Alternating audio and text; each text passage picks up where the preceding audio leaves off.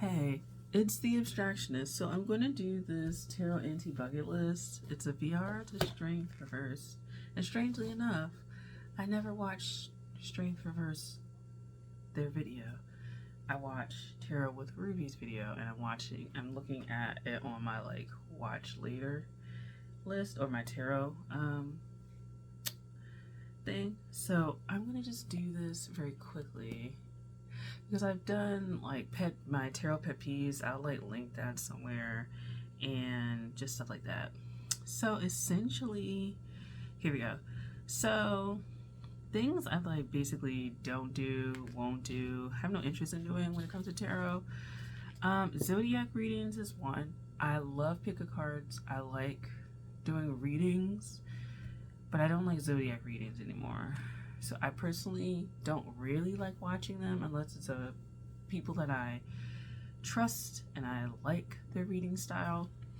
And the reason why I don't like zodiac readings and I don't want to do them anymore, I prefer planetary readings, one. But two, I kind of just feel like people stereotype the zodiac signs all the time. And so it's kind of sad because I feel like people use the stereotypes to pigeonhole the messages sometimes.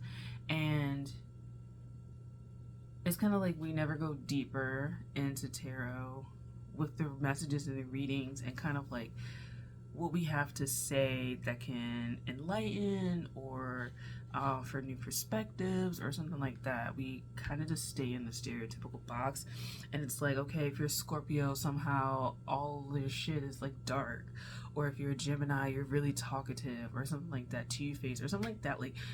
It just seems like people use the zodiac in a way to just reinforce stereotypes as opposed to kind of looking at the lessons that you have to learn through each zodiac. And that's kind of why I prefer planetary readings, because I feel like you kind of can't get around certain lessons that certain planets have. It's kind of built in, as opposed to the other ones doing zodiac. It's just very narrow. So I'm more of a planetary reader. That's how I read. I'm actually going to be doing the winter seasons soon, so stay tuned with that. Two, this is one that people were what? Diversity index. I don't want to be marketed to on the basis of me being anything really. I just prefer you to have good art, a good system, a good concept behind it, and then let me decide. It's kind of the origin of tarot, as we know it, is based in Europe. So I'm not overly committed to fighting for diversity in decks. I kind of feel just make a deck and make it whatever concept you want.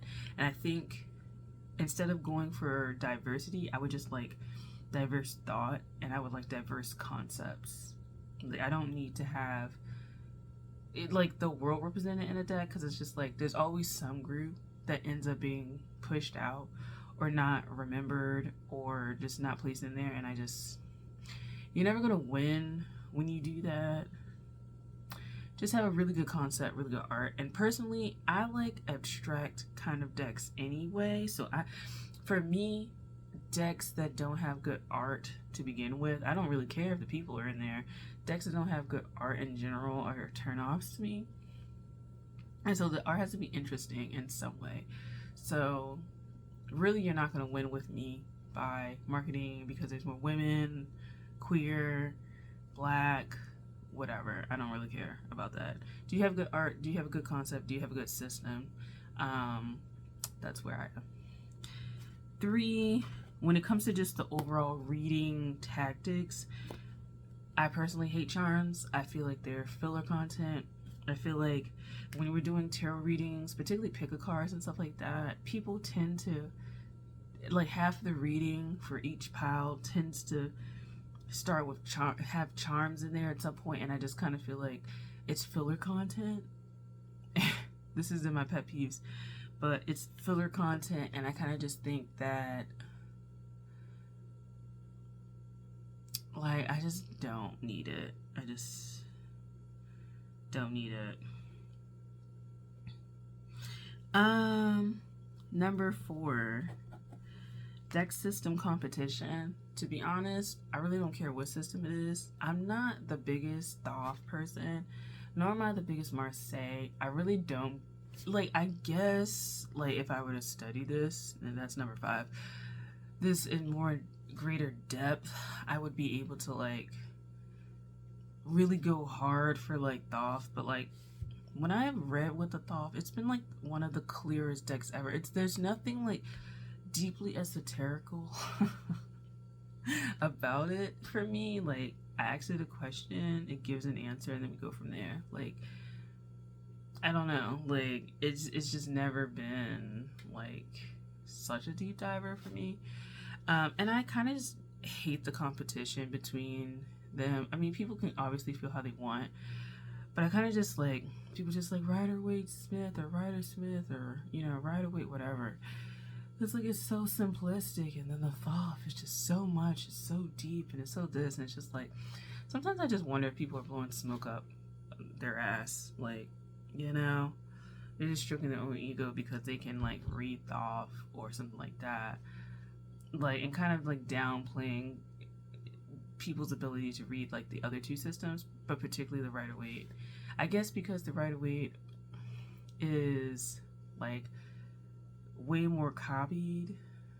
There's way more deviation. Well,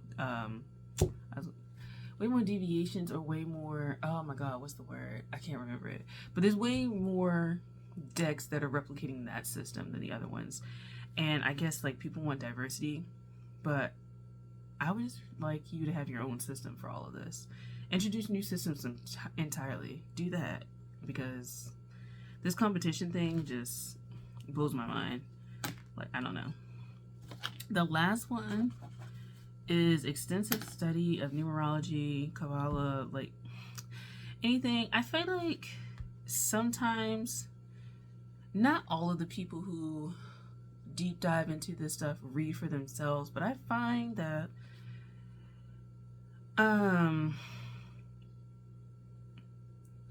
like, some of the stuff that you learn really goes out the effing window once you, like, start reading for other people. Like, yeah, it can add deeper layers and deeper meaning and stuff like that, but I kind of feel like we over intellectualize tarot, and I think there's nothing wrong with it being like a common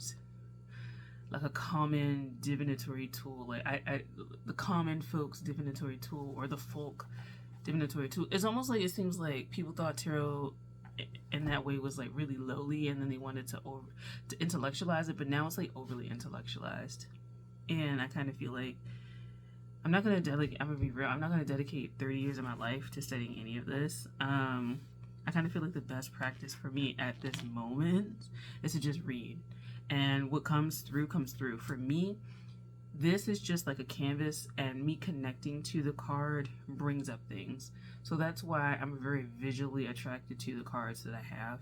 If I don't get anything popping out, kind of like a stream of consciousness connection with the deck, if I don't get words, phrases, things like that coming up, the deck isn't for me anyway. And so it doesn't really matter what I've studied before then. Like, experientially, all this other stuff comes in to how I'm perceiving the deck, and that textbook stuff isn't as needed. So there's that. That's my Tarot NT bucket list. So you basically won't really see any of this over on this channel, The Abstractionist, because I just don't have no time for that shit. So so I hope you enjoyed this. What are your Tarot NT bucket list items? Let it be known down below. Okay, bye.